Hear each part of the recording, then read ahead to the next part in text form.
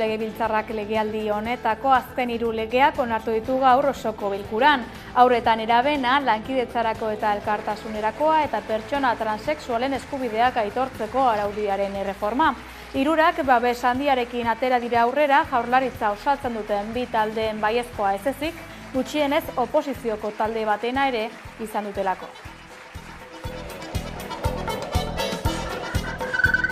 Gabon deitzuela, Martxoak 3 elkarteak eta Gogora institutuak lankidetza hitzarmena sinatu dute. Urteak daramatzagu behin eta berriz esaten, hitzarmen hau ezinbestekoa dela, Martxoak 3-ren sarraskia gertatu zen Elizan memoria gune bat sortzeko prozesuan, koordinazio, aholkularitza eta partaidetza esparru egonkor bat bermatzeko. Hau, fase berri baten hasiera da guretzat, eta espero dugu behingoz lankidetza lehenestea. Hitzarmenak ekarpen oso esanguratsuak ahalbidetuko ditu. Ikerketari, dokumentazioari, erakuste baliabidei, testigantzei eta abarri dagokionez. Guztiak etorkizuneko Martxoak 3 memoria gunerako. Zer dela eta egingo dute greba EHUko irakasle eta ikertzaileek, Mikel Klaber? Euskal Herriko Unibertsitateko irakasle eta ikertzaileek greba egunak burutuko dituzte martxoaren 6an eta 12an, 2023ko urrian eta abenduan egin bezala lan baldintzen prekarizazioa salatuko dute. Aldarrikapenen artean, erosalmena berreskuratzea edota lan karga jaistea. Errektoretzarekin egindako azkeneko bileran zuzendaritzak mantendutako itxikera ere kritikatu dute. Olatzagutiko Cementos Portland enpresan lan istripua izan da ordu bata inguruan. 32 urteko langile bat hilda zapalduta. Materiala gainera erori zaio eta larrialdietarako protokoloak ezarri badira ere ezin izan dute zer egin.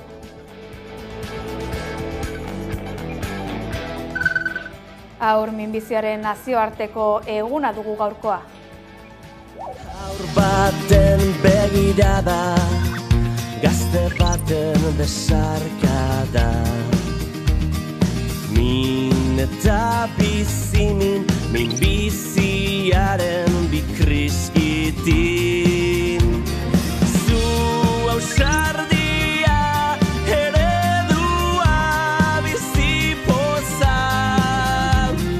Gu familia, maitasuna eta bihotza.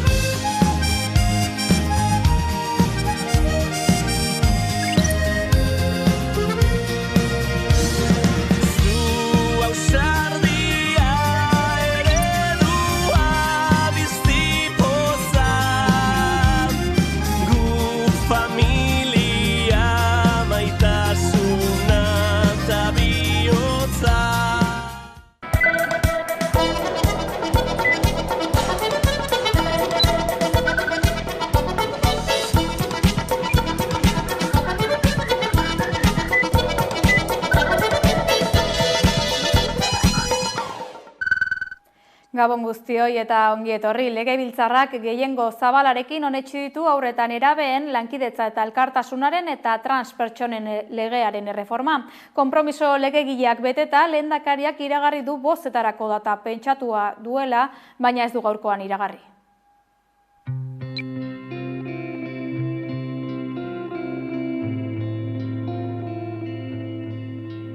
Adostasun zabala lortu dugu haurtxoari eta neraberasoari buruzko legeaz, eta benetan lege ona dela uste dut. Ereindako hasia etengabe hasi da hasten, jarrai dezagun guztion elkarri entzuten, elkarri eragiten, dena zaintzen. Oso egoera gordinean, bereziki oso egoera gordinean dauden haurretan nerabeen errealitateak eraldatzeko ezinbesteko urratsa egin du.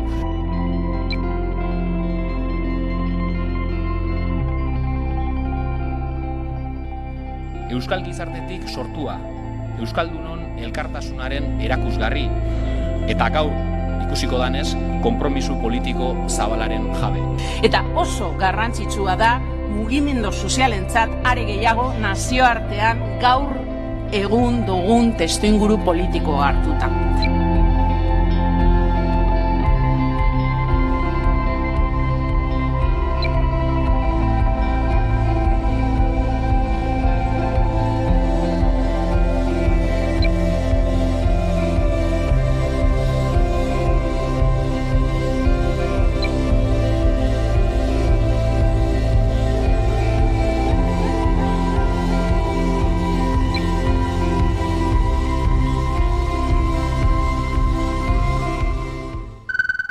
Ertzaintzak jaurtigai bat erabilita adingabe bat zauritu izanak beste behin ekarri du izpidera poliziek istiluetarako erabiltzen duten materiala. Eta FOAM jaurtigai zarago datuek erakusten dute nabarmen handitu dela Eusko Jaurlaritzak muniziorako erabilitako diru kopurua.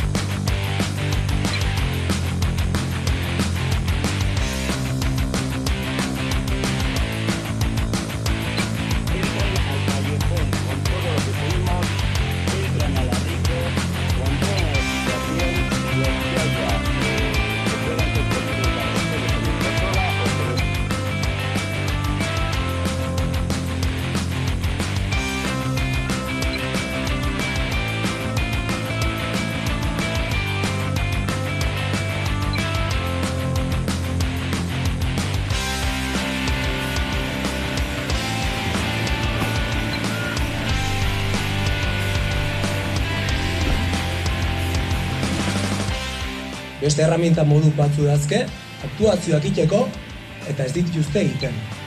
Osea, bada garaia aldatzeko gauzak eta asko gaina.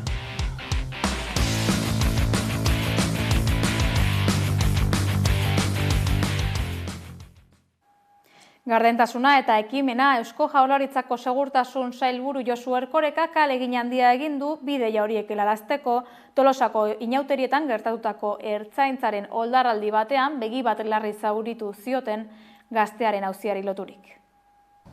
Esan behar da, barne ikerketari dagokionez, barne ikerketa bat prozesu garantista bat da.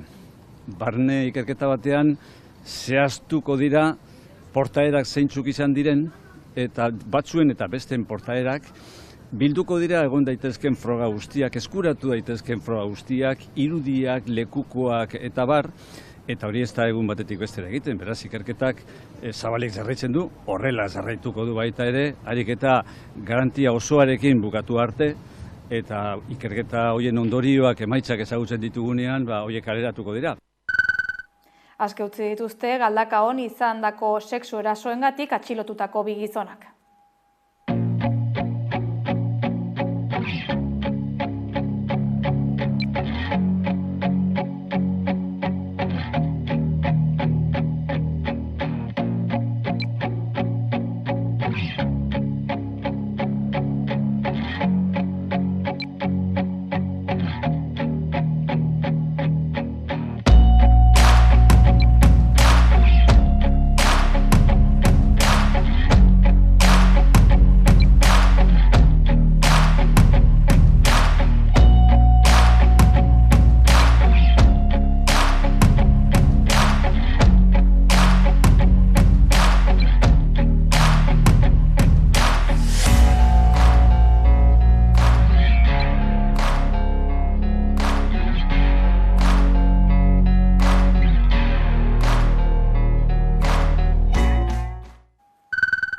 Martxoaren 3ko biktimen elkarteak eta Gogora institutuak hitzarmena sinatu dute. Konta iguzu, Mikel, zertan datza hitzarmenak? Lankidetza hitzarmena sinatu dute Martxoak 3 elkarteak eta Gogora institutuak. Honen bitartez, Eusko Jaurlaritzak 35.000 euroko dirulaguntza bideratuko du ikerkuntza eta zabalkunde lanak egiteko. Hori atzo izan zen. Gaurkoan berriz, Martxoak 3 memoriagunea fundazioaren eraketa ofiziala emango da. Fundazioaren patronoek eskriturak sinatzerakoan. Lankidetza hitzarmena sinatu dute Martxoak 3 elkarteak eta Gogora institutuak. Biktimen elkarteak aspalditik erreklamatutako hitzarmena da, ikerketa, inventario, dokumentazio eta zabalkunde lanak jasotzen dituena. Hauek burutzeko 35.000 euroko diru laguntza bideratuko du Eusko Jaurlaritzak. Urteak daramatzagu behin eta berriz esaten, hitzarmen hau ezinbestekoa dela, Martxoak 3ren sarraskia gertatu zen elizan memoriagune bat sortzeko prozesuan, koordinazio, aholkularitza eta partaidetza esparru egonkor bat bermatzeko. Hau, Fase berri baten hasiera da guretzat, eta espero dugu behingoz lankidetza lehenestea. Hitzarmenak ekarpen oso esanguratsuak ahalbidetuko ditu. Ikerketari, dokumentazioari, erakuste baliabidei, testigantzei eta abarri dagokionez. Guztiak etorkizuneko martxoak 3 memoria gunerako. Hau ez da izango martxoak 3ko gertakarien memoria mantentzeko emango den aurrera pauso bakarra. Izan ere, ostegun honetan, martxoak 3 memoria gunea fundazioa ofizialki eratuko da. Martxoak 3 eta memoria gara elkarteek, Eusko Jaurlaritzak, Arabako Foru Aldundiak, Gasteizko Udalak eta Apezpikutzak sorrera eskriturak sinatuko dituzte. Eraketa ofiziala behar, baino gehiago atzeratu dela salatu dute biktimen elkarteek. Izan ere, fundazioaren sorrera 2021an iragarri zen. 2023an estatutuak onartu ziren eta orain ofizialki martxan jarriko da. Atzerapenarekin izan bada ere, aurrera egiteko garaia dela baieztatu dute elkarteek. Hartu beharreko lehenengo neurrien artean, Zaramagako San Francisco Eliza birgaitzea, aurreikuspenen arabera 2025an hasiko dena. Behin eraikina birgaituta dagoenean, espazioan memoria bizirik mantenduko duen gunean bilakatu beharko du martxoak 3 memoria gunea fundazioak. Euskara gaietan, Euskararen lerro estrategikoetarako aurrekontua 8,3 handitu du Euskara Bideak. Euskara Bideak 8,3tik gorako aurrekontu errefortzuarekin ekinen dio 2024 urteari, Euskararen arlo guztietan ildo estrategikoak sakontzeko. Euskararen Nafar Kontseiluak berritua lehen aldiz bildu da, aurrekontuak eta beste gai batzuk jorratzeko, hala nola Europar Batasuneko adituen batzordearen bisita. Laster Nafarroako aurrekontu orokorrak onetsiko direla aurreikusten da. Gobernuak parlamentuari aurkeztutako proiektuan Euskararen erabilera eta sustapenera bideratutako partidak nabarmen indartu dira. Euskara Bidea saiatu da aurreikuspen ekonomiko horien bidez, programa propioen, hitzarmenen eta laguntza deialdien ildoak finkatzen. Arreta berezia jarriz, helduentzako irakaskuntzaren doakotasunaren aurrerapenean. Gainera, Euskarak bultzada izanen du beste behin ere teknologia berrietan, gazterian eta arlo sozioekonomikoan. Langileen kapitulua kontuan hartu gabe, proiektuan aurrekontua 8,3 handitu da. Aurreko urteko proiektuarekin alderatuta, 7,3 milioitik 7,9 milioira egin baitu. Kontuan hartu behar da oraindik ere aurrekontuetan doikuntzak izanen direla parlamentuko eztabaidaren ondoriozko ekarpen ekonomiko berriengatik. Eta beraz, azken igoera 100 baino handiagoa izan liteke. 2023ko behin betiko aurrekontua eta 2024ko martxoan onetsiko dena alderatuta. Hartara, martxoan onartzen diren aurrekontuekin jakingo da zenbatekoa den igoera eta zein izango den Euskara Bidearen behin betiko aurrekontua. Gaiz aldatuz, baina euskalgintza gaiekin jarraituz, Monzon Ganuza saria dugu albiste. Bergarako udalak iragarri du aurtengo saritua Jose Mari Espartza idazle eta editorea izango dela. Monzon Ganuza sarien 4. edizioan Jose Mari Espartza idazle eta editore jasoko du Ola Sodorre Fundazioak eta Bergarako udalak batera lantzen dituzten euskal utopikoi saria. Martxoaren 7an Bergarako seminarioan ospatuko den ekitaldi publiko baten jasoko du Espartzak saria. Bergarako alkatearen hitzetan belaunaldi berriok ez dugu ahaztu behar Espartzari eta bestei esker jaso dugun oinordetza. Bizitza guztian Euskal Herrian alde lan indakoa da Jose Mari esparru desberdinetan eta haren lanek euskal gizartea, hizkuntza eta kultura ikuspegi berri batetik argitzen dabe. Eta gure ardura da lekuko hori jasotzea. Kasu honetan ere Espartzak bat egiten du Monzon Ganuza sarituak aukeratzeko erabili ohi diren printzipioekin. Monzon Ganuza sariarekin dakizuenez, ez? Eta guk oso ondo dakigunez, Euskal Herriari, bere kulturari, hizkuntzari, historia eta etorkizunari bizi osoko lana eskaini dioten herritarrak omendu nahi ditugu. Hori ala 4. edizio honetan Espartzak euskal kulturgintzari bizi osoko ekarpena egin izana goraipatu nahi dute. 17 urterekin hasi zen lanean fabrika batean. Gerora bere argitaletxa sortu zuen, Txalaparta. Liburu ez gain 100 artikulu ere idatzi ditu prentsan eta mugimendu politiko askotan parte hartu du, modu esanguratsuan. Utopikoa! Egiten dioten munduari aurrera arazi. Zuek utopikoak ekarriko duzute Euskadiko askatasuna!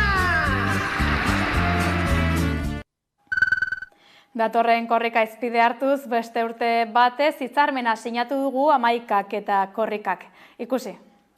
Mingainaz, mingaina, mintzairaz, mintzaira, lurrarekin batera gira eta mira, kukukulu musu, kokokoriko, euskararen txarea ez da eroriko. Mingainaz, mingaina, mintzairaz, mintzaira, hizkuntzak hiztunekin aberasten dira, kukukulu musu, kokokoriko, algara batean edo aforiko, arro herri korrika.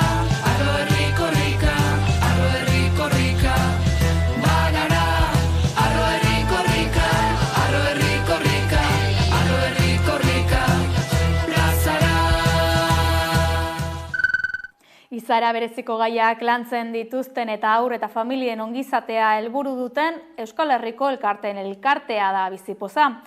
Bada elkarteak eskola proiektua aurkeztu du. Bertan, haur eta nerabentzat gida didaktikoak, material osagarria eta egutegia landu dituzte. Festaz, festa, musuak irribarrezka, zubilek isku... Bizipoza irabazi asmorik gabeko gizartegintza egitasmoa da, izaera bereziko gaiak lantzen dituzten eta haur eta familien ongizatea helburu duten elkartei laguntza afektiboa eta materiala eskaintzea xede duena.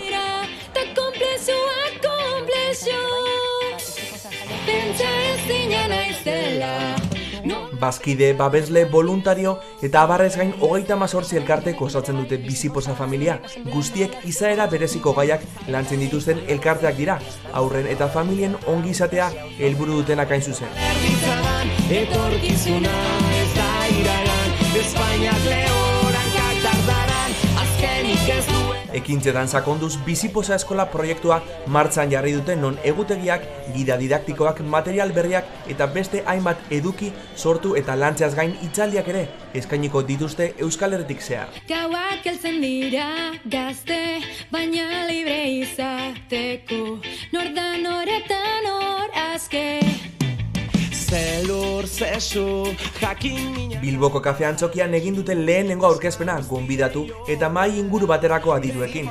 Antolatzaileak eta parte hartzaileak baikor agertu dira epe luzera proiektuaren helburu eta erronkei dagokienez. Esan dezakezu, pentsagarri izango naiz, pentsatzen badezu. Gasteizen beste hiri batzuetan bezala zaintza kamera berriak jarri dituzte, baina zein da herritarrek kamerekiko duten iritzia? Entzun. Gazteentzako igual kamera gehiegi eta kontrol gehiegi izango da, nire ustez, baina ere bai izan daiteke onagarria, zerbait gertatzen baldin bada, lapurtzen baldin bazaituzte, edo bortxaketa gertatzen baldin bada, edo horrelako zerbait, onagarria, baina ere bai kontrol gehiegi eta ziurrenik jarri dituzte kontrola izateko gazteon da. Ulertzen dut, jendea pentsatzean nolabait kontrol sozialeko neurri berri bat dala. Niri pertsonalki, izango nuke berdin zaidala, nik ez dudalako ezer txarrik egingo, baina bai ulertzen dut nolabait gure pribazitatea edo mehatxuan jartzen dala, izango nuke. Nik uste beharrezkoa dela, hiri baten kamerak eukitzea azkenen, bestakit jendean segurtasunerako, baina baizerat gertatzen bada, azkenen nik uste aukera gehiago matitula, irrudun aurkitzeko, segurtasunagatik, basikamente. Nik ikusi ditut gehien bat hortik, kutsitik, eta erdialdean eta horrela, eta kaleak, tabernak dauden leku gehienetan, edo adibidez, batzutan igual manifak hasten diren lekutan. Esango nuke zentruan, edo leku askotan dagoen jendean, adibidez Mendizo Errotxan olako Alabeseko partidan jokatzen diren lekutan daola. Esango nuke zentruan bereziki, baina ez dakit. Parkinetan taula edo, baina kalean normalen, ez dakit fijatzen, igual ez naiz fijatzen, baina ez ditut ikusten igual kalen kamerak, baina bai toki itxitan bezala. Autoskal toki azken bastante ondila da. Eta bai, lapurketa bastante gonaldia, eta baita igual gauetan taula, bada igual arrisku toki bat, eta gauza txarrak gertatu aldia, eta nik uste segurtasunagatik lehen esan da bezala. Nafarroan osasunbideko langileek Palestinako hondamendia gaitzetsi dute. Nafarroako ospitale unibertsitarioan bildu dira osasun arloko langileak Palestinan gertatzen ari den hondamendia salatzeko. Azken asteetan kolektibo ezberdinen elkarretaratzeak ikusi ditugu Palestinaren sarraskia salatzeko eta babesa transmititzeko. Gaurkoan osasun komunitateen txanda izan da, eta goizean zehar Iruñeko auzo ezberdinetan eginen dituzte protestak. Hala nola, Bustintxurin, Mutiloan, Atarrabian, Donibanen eta Iturramako osasunetxeetako atarietan. Israelek egindako azken bombardaketa berri izan da, 1,5 milioi errefusiatu biltzen dituen Rafan. Gaza hegoaldean dagoen Nasser ospitaleko Khalid al-Ser zirujauak osasun babesa galdegiten ari da, etengabeko lanean ari baita ahal duen moduan ebakuntzak egiten. Palestinan dauden osasun langileek duten eginkizuna eta garrantzia goraipatu nahi izan duten Nafarroko osasun langileek, haiengan babesa eta elkartasuna adieraziz. Nahi dugu hori sarraski hau bukatzea, baina oraintxe bertan ja, eta munduko, Europako eta beste nazioak apoiatzea hori. Hombre, handaude osasun langileak handaude hiltzen ere bai, eta sarraskian daude erdian eta hiltzen dituzte eta beharrezkoa gara. Hemendik aurrera, zarata eta oihu egiten jarraituko dutela argi utzi dute. Gutxienez, jendeak jakin dezan, gerra honek guztiongan eragina duela. Energia berriztagarriei begira, Arabara goaz. Arabako herrietan energia berriztagarriak sustatzeko proiektu asko sortu dira azken urtetan. Oraingo honetan, 2 proiektu dira eskaera bideratu dutenak. Hasteko, Feroska Wind enpresak sortu nahi duen Feroska bat izeneko parke eolikoa Aiara eta Laudion kokatzen da. 113 metroko altuera duten 6 aerosorgailu instalatzea da asmoa. Hori dela eta proiektuak 22 milioi baino gehiagoko kostua izango du. Proposatu den beste proiektu bat Ubaltza da. Cañabera Solar SL enpresak bideratutako proiektu fotovoltaikoa. 40.000 eguzki panel jarri nahi dituzte Agurain eta Iruraiz Gaunan, 40 hektareako azalera hartuz. Ubaltza proiektuaren aurrekontua 20 milioi euro baino gehiagokoa da. Euskal Herrian sortu nahi dituzten energia berriztagarriko proiektuen kopurua handitu eginda. Hori dela eta kontrako iritzi asko jaso dituzte eta 30 eguneko epea izango dute herritarrek beraien argudioak plazaratzeko. Aguraingo udala ere proiektuaren aurka jarri da eta batzar ireki bat eskatu du. Proiektu ez gabiltzala ezagutu dezagun Araba Konektatu 2.0 ekimena. Otsailaren 12tik 16 Gasteizko dendetan teknologia berrien zerbitzu eskainiko dute gasteiztar ikasleek. Adinekoek dituzten zalantza guztiak argitzeko aukera izango dute. Horretarako beharrezkoa da hitzordua hartzea telefonoan edo webgunean. Ekimen honen bidez, mugikorrarekin edo internetekin lotutako zalantzak argituko dituztela adierazi digu ikasle batek.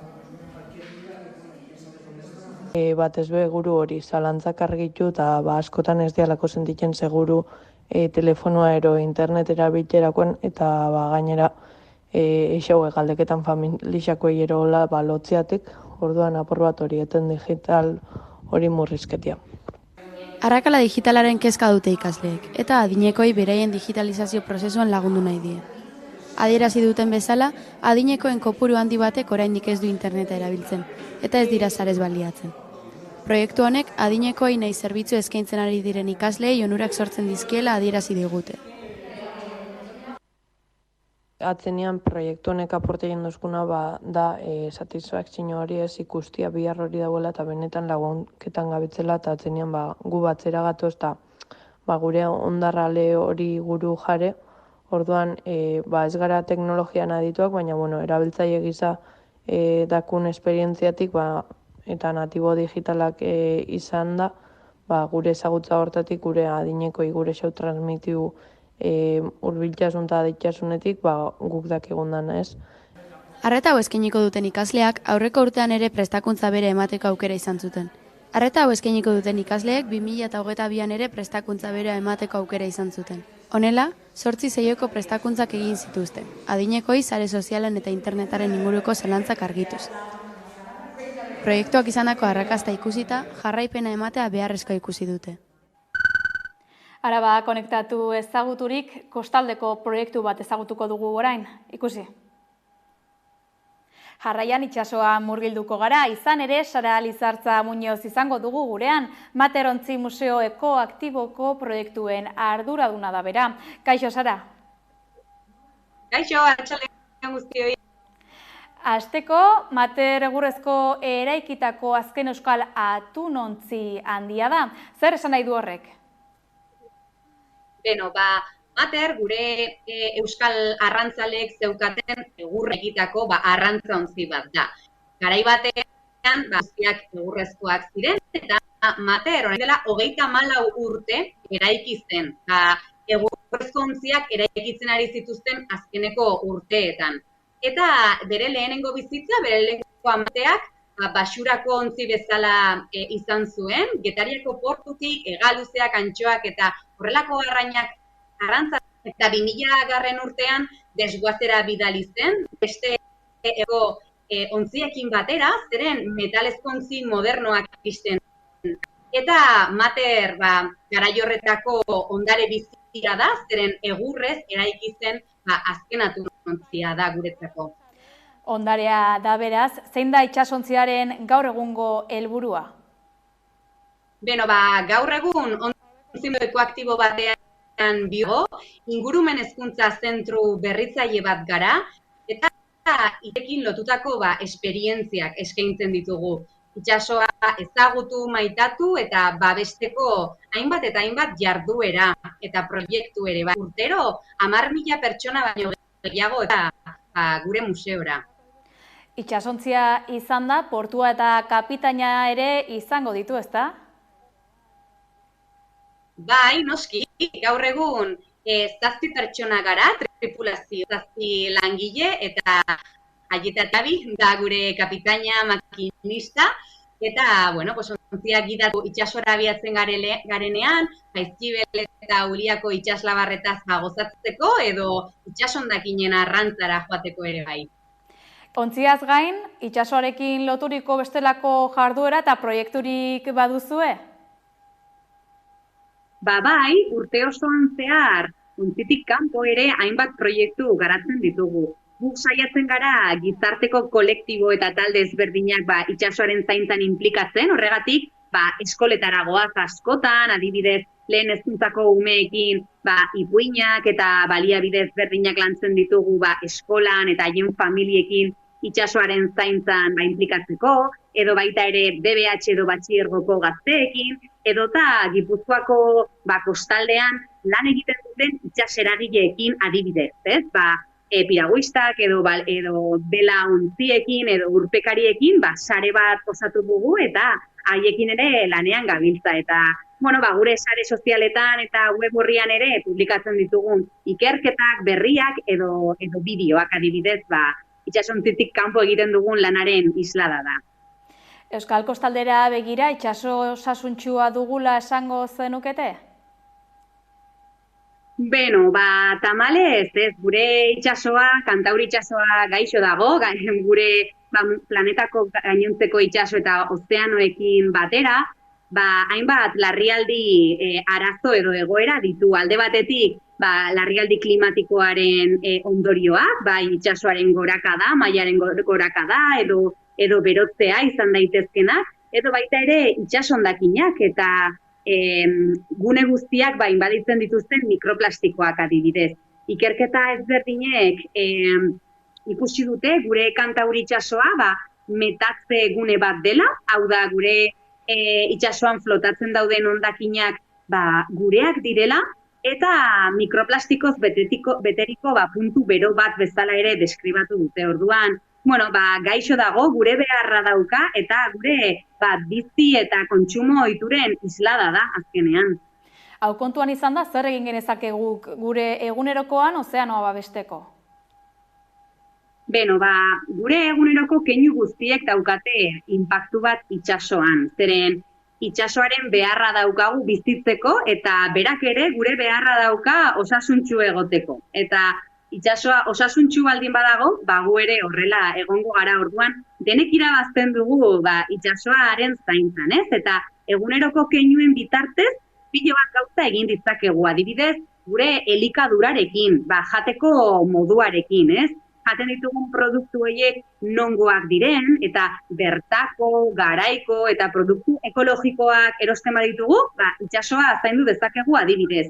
Edo gure eguneroko plastiko aztarna edo zabor aztarna murrizten, zeren sortzen ez badugu zaborra, edo plastikoa ez da inoiz itsasoan amaituko, ez? Edo baita ere, garraietzeko modua, adibidez, oinez edo garraio publikoz mugitzen bagea, berotegi efektuko gas gutxiago isuriko ditugu, eta horrela ere, itsasoari laguntzen ibiliko gara. Orduan, hainbat eta hainbat aukera dago, gauza da ekitea, ez? Eta nik uste fundamentuzkoa dela motivazio bat edukitzea. Eta horretarako gerturatu behar naturara eta itsasora, ezagutu behar dugu itsasoak dituen altxorrak, bere animaliak, fauna eta flora, pixka bat gehiago maitatzeko eta horrela, zaintzeko gogo gehiago etorriko zaizkigu.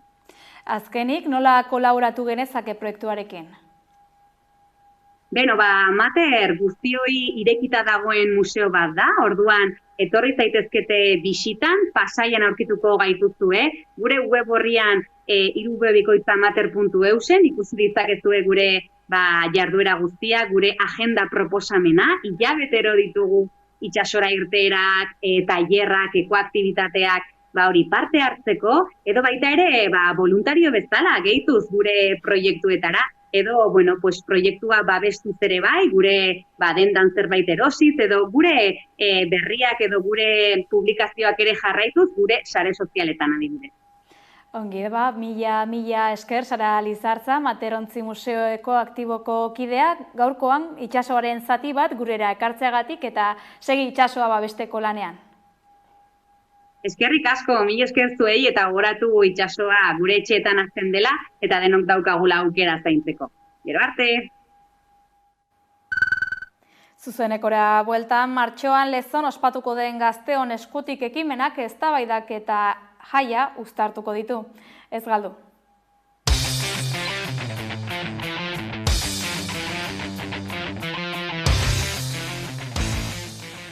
Lokatzetan sartuko gara, eztabaidatuko dugu, lan egingo dugu, zikinduko gara. Eta denon artean gure neurrira egongo den herria eraikiko dugu. Horretarako egitarau zabala daukagu antolatuta. Gatazka eta eraikuntza feminista, bizitza duainen aldeko udaberria, Palestina, etorkizuna, gazte eszena musikalak beste askoren artean izango ditugu mintzagai. Gazteon eskutik ere, herri bat dantzan jarriko dugu.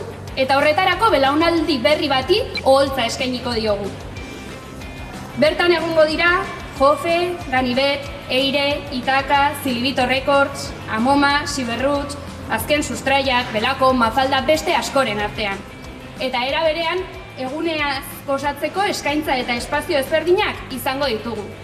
Drag showa, gazte bazkaria, bertso saioa, korrotx, gazte sortzaien azoka. Bonoak, jada eskuragarri daude bibe.eusen eta hurrengo egunetan salmenta puntu fisiko ezberdinetan jarriko ditugu.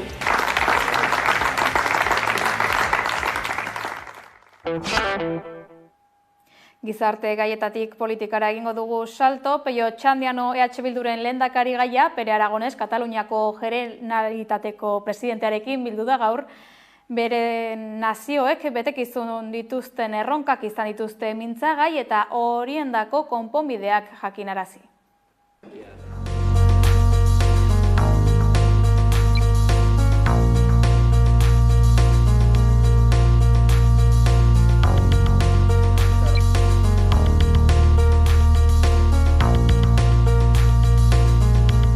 Badago sintonia bat analizian, zein den momentu hau, nola momentu honek exigitzen duen epe ertain luzeko begirada bat, eta herri proiektu bat osatzea. Agenda bat, herri agenda bat, transformatzailea eta progresista izango dena, hain zuzen ere erronka sozialei aurre egiteko. Askotariko gaiak landu ditugu, politika publiko ezberdinen inguruan aritu gara, eta aztertu dugu hemen egiten ari dena, eta baita ere Euskal Herrian egiten ari dena.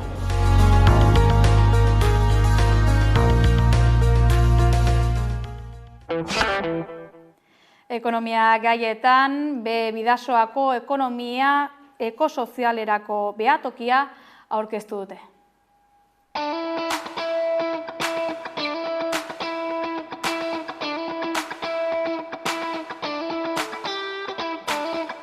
Tokiaren asmoa bada, datu horiek ezagutu eta erakusgarri jarri.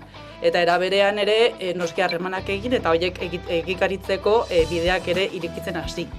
Ondorioz ez da bakarrikan maila teorikoan galdetuko zen behatoki bat, oro har aluso edo zen behatoki da pixka gehiago datuen bilketa bat ingo duen leku bat, baizik eta horren erakusketaz gain ere haratago joateko asmoa ere baduen proiektu ere bada, ez? Orduan hori da pixkat krisi guztia bi erantzuteko olako lehenbizko bidasoaldean zer egiten aldugu eta nola, ez?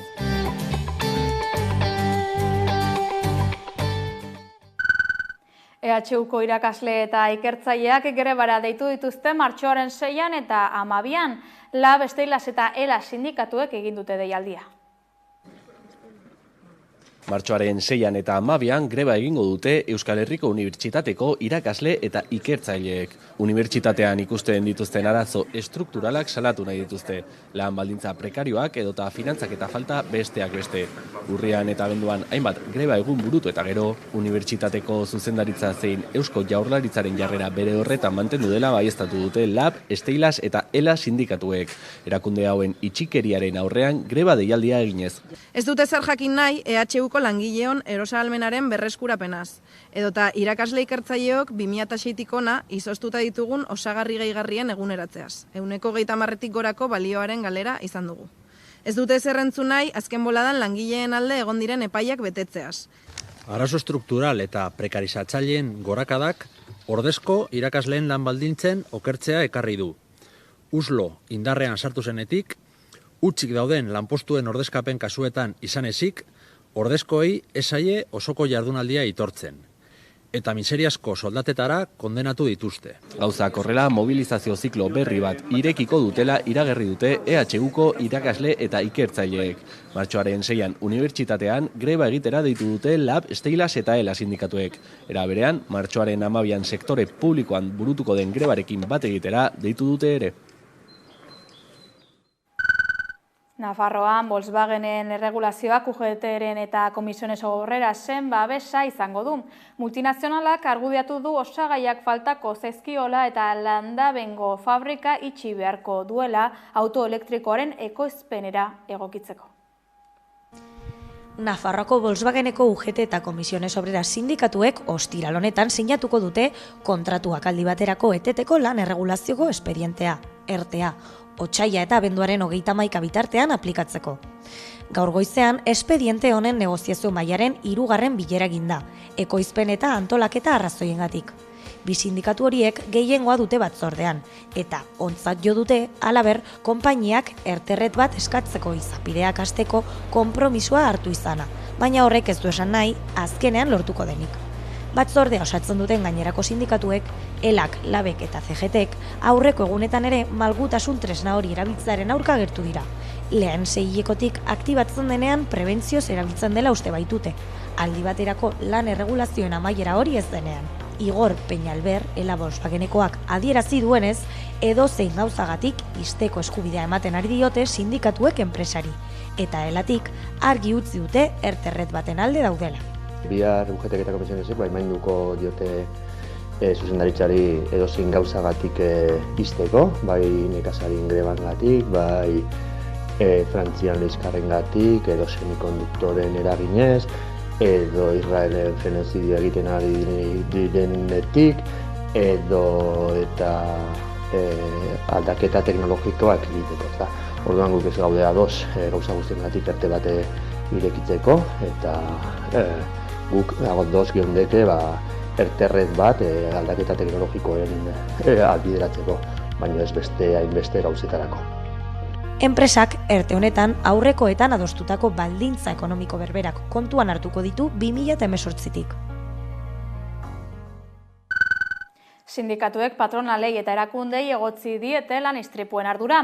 Gaur Bilbon patronalak eta instituzioek gaixotu eta hiltzen gaituzte lelopean mobilizatu dira LAB, SK, Steilas, Etxalde eta 3 sindikatuak Eusko Jaurlaritzaren egoitzatik Confebaskeraino. Bilbon hainbat sindikatuek mobilizazioa egin dute, Jaurlaritzatik Confebasken egoitzaraino. Patronalak eta instituzioek gaixotu eta hiltzen gaituzte lemarekin.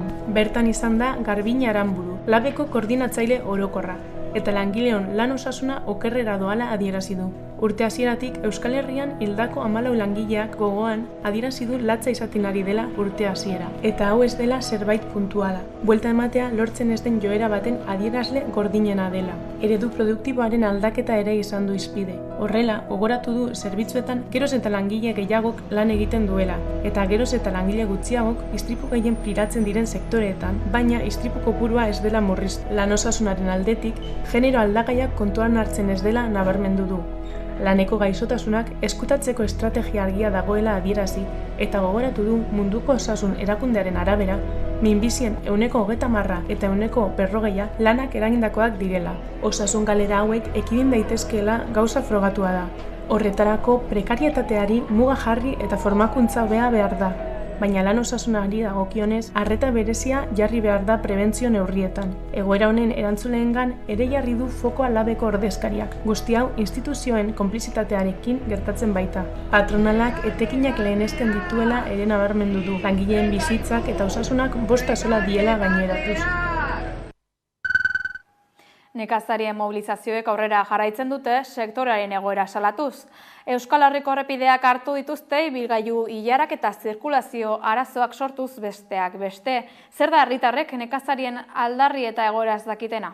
Ikusi.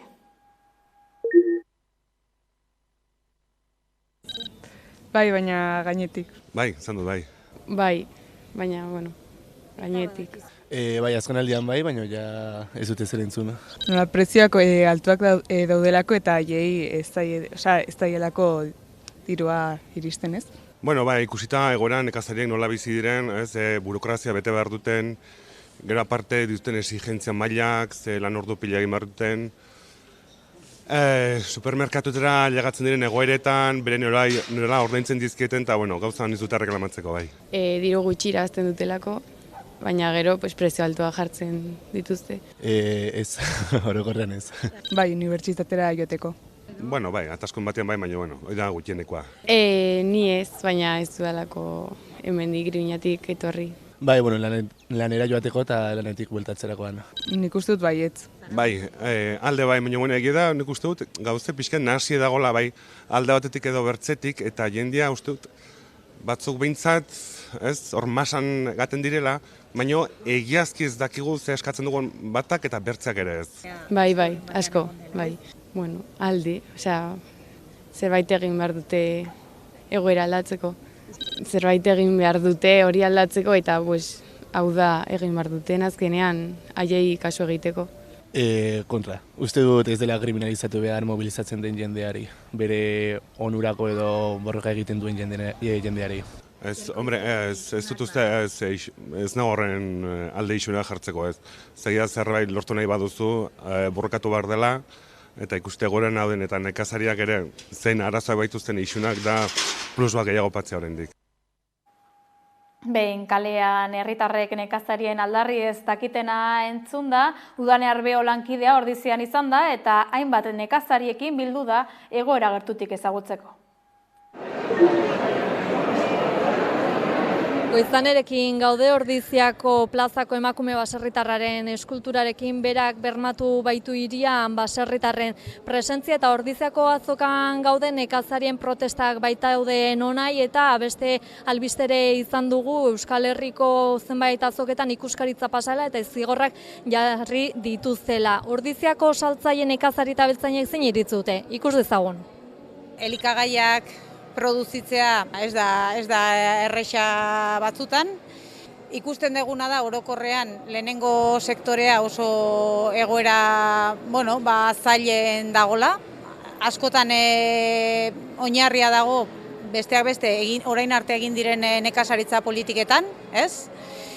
eta sustatu beharrean sektore bat produktore askokin eta produzio txikik eta bertatik bertara ekoitzi eta saldu alizateko harremana mantenduz gure herritarrekin eta kalitateari garrantzia emanez eta hori lehenestu beharrean lehenestu dira beste politika batzuk eta produzio industrialak eta produzio industrial horietan baserritarren autonomia ia hutsaren urrengoa da, ez?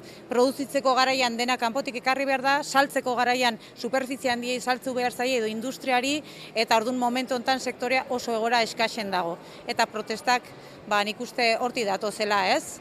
Egora larri da ja azkeneko urtetik, ez? Esan dezagun, gainbera daula, ez dakit esaten zen denbora, berrogei urte, gainberan goazen sektore bagea, pixka baztertuta gaude alor guztietatik, salmentakiko oso zaile dau, kanpotik datorren genero nada lotxagarri, edozeren genero sartzen dute edozer mototakoa, inoen kontroli gabe, eta gu dauzkeu gure kontrol, gure inspekzio, gure tiket bai, gure danetik, eta guk horren kontra ezin dugu lehiatu. Orain arte, bai aldunditik, bai jaurlaritzatik aurrera mandako politikak aipatutako politika horiek dira, ez? Sektorea industrializau eta autonomia galtzen jun. Diru laguntzak eman bai, baino autonomia norberaren lanetik autonomia hori garatu beharrean inda gero eta menpeko da sektorea, ez? Eta menpekotasun hortan mundu globalizatu hontan gero eta ahulagoa da sektorea. Kontuan hartu behar da ze importantea den lurralde guztietan behar diren elikagaiak sortzea, kalitatezkoa, ez? Herritarrok elikatu alizateko. Nik ez da sentitzen babes hori. Laguntzak kudeatzen dituzte, kudeatu, ze bereiek ez dakitzen bai eskumen dauzkaten hortatik. Nik ez sentitzen babes egia esan. Igual ez da izango bereien eskumena, baina bereien partetik sentitzen da karga burokratikoa, ez? Beti papela dauko gainetik, tiket baia jarri zaigu azokata, hemen gaude ordenagailu batekin, ez dakit zertako balio do, guretzako bentzat karga gehiago da, ez dugu ez zerra aurreratzen, eta urtero gabiltz kanpaina garaien ere beti hortxe, beti burrukan, beti alegazioak egiten, eta gaizki. Ez da gauza bat hobetzen di joana, ez? Hemen esaten da inteligentzia artifiziala, ordenagailuk, teknologia, digitalizazioa, baina urtetik urteak geroz eta digitalago eta geroz eta zailagoa da gauzak aurrera ematea. Eta nik uste dute beharrezkoa litzatekeela nekazaritza politika berplanteatzea, sustatzea bertako produzioa, ekologikoa baldin bada, kalidadezkoa baldin bada, eta bertatik bertarako konsumoa eta salmenta. Eta merkaturatze kanal motz horiekin ere, autonomia ere bai, irabaziko luke sektoreak, eta nik uste dut elikadurari garrantzi gehiago eman behar diogula gizarte bezala eta politiketatik ere bai.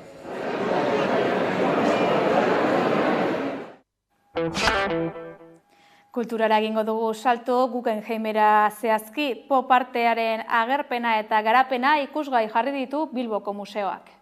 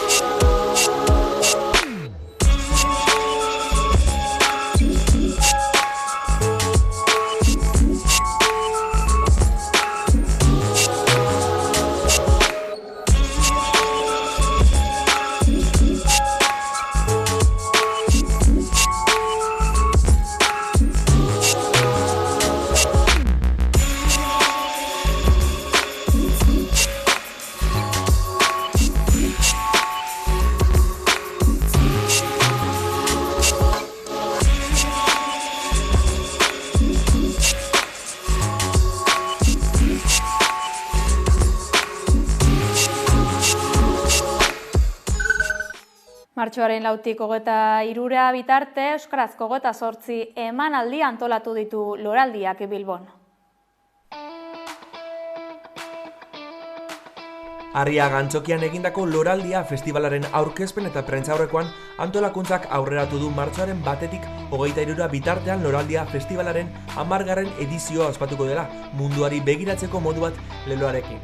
Bilboko 13 aretotan eta espaziotan euskal kultura protagonista izango da 3 astez. Ozenki aldarrikatuko dugu Bilbon berton gaudela. Euskarak erdigunea bereganatuko baitu. Sarrerak hainbat ekitaldietan agortzear daudela. 23 egunetan zehar 28 ekintza antolatu dira guztira. Egun 28tik gora parte hartuko dute, beti ere euskal kulturako disiplina desberdinetakoak. Loraldian ohikoa den bezala, askotan disiplina diferenteen uztarketak egongo dira, teatroa, bertsolaritza, musika, literatura eta ikusentzunezkoak ere. Erakundeok esfortzu, ilusio eta konfiantza guztia jartzen ditugu loraldia bezalako proiektuak ezinbesteko hitzordua izan daitezen euskal kulturaren egutegian. Euskara eta kultura uztartuz. Euskara dinamizatzea, haren erabilera eta normalizazioa bultzatzea, giro euskaldunean eragitea eta artistei espazio berriak eskaintzea, gure hizkuntza eta gure sektorea merezi duten maila jartzeko behar den talentua sortzeko. Urtero bezala Loraldia Festivala euskal kulturaren, gure kulturaren elkargune nagusia izango da. Gainera talentu gaztearen bilkura ere izango da Loraldia terminala ekimenari esker. Euskarak datozen urteetarako aurrera bidean beharrezkoak ditu kultura produktuak.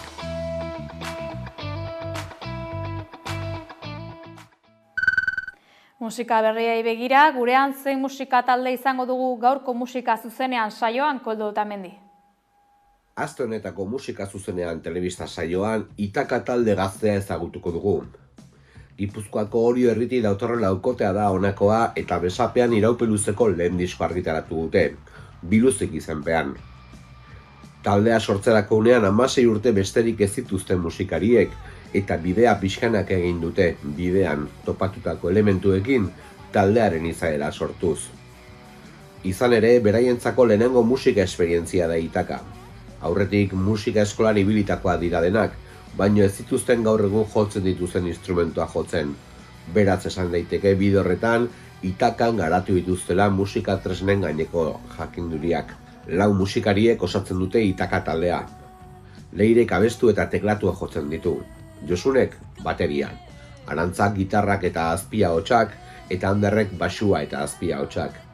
Hori da zerako dalkotea eta hori da gaur egun ere zuzeneko benaldietan taularatzen den formazioa. 2021 urtean ezagutu genuen Itaka taldea internet sarera igotako kantu bati esker. Horrela egin dute bidea eta lehen kantu horiek epe digital batean barnatu zituzten. Iraupen luzeko lehen lana ordea fisikoan ikusi du argia, CD formatoan, bai eta plataforma digital guztietan ere. Grabaketa Bilboko Eten Espazio Sonoron egin dute, Urtzi izan soinu teknikariaren gidaritzapean. Bera arduratu harrek botoia zapaltzeaz eta taldearekin produzio lana egiteaz. Taldeak entsegu lokaletik dagoeneko eraman zuen ideia finko bat, eta Urtzik kantuen mesedetan egin du, kantu bakoitzari behar zuen indarra eta intentsitatea emanez. Disko honetan kolaborazio bakar bat sartu dute, Belako eta Lukiek taldeko Josu Simon Bilalabeitiarena. Erreferente zuzen bat da taldearentzako, bai Belako eta bai Lukiek ere. Izan ere taldeak hortik eaten du, Mungian sortu den rock estena horretatik. Bere eraginen artean horra aipatzen dituzte, bai Lukiek, bai Belako, bai Txopet eta bai Tok bezalako taldeak ere. Izan ere, Urtzi izarekin grabatzeko aukera ere hortik sortu zen. Beraien erreferentziak ere estudio horretan grabatzen zutelako. Musikalki anitza da taldearen doinu koktelera.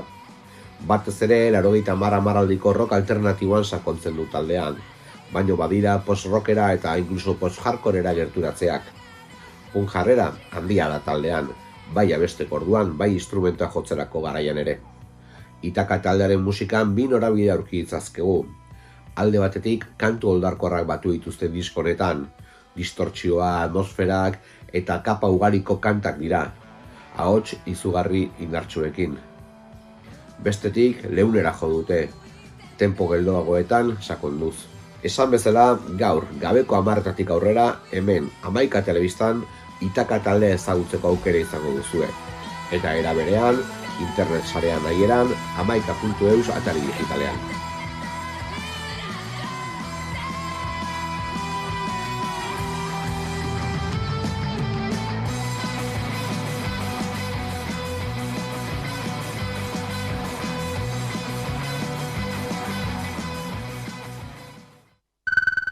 Azkenik ezin aipatu gabe utzi 40 minuturrok musika eta elkartasun jaialdia. Otsailaren 24an izango da Durangon.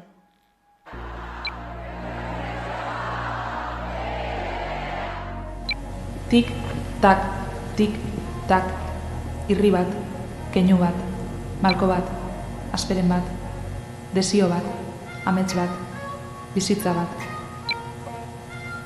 Denbora arnasa da eta itolarria.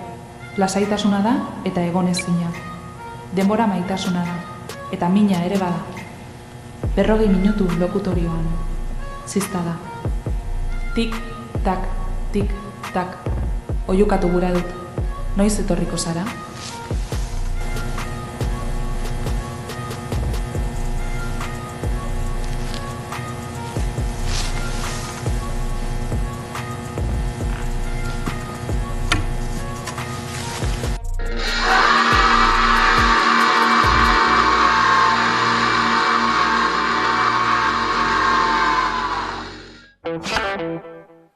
Azken albiste honekin amaiera emango diogu gaurko gaueko albistegiari.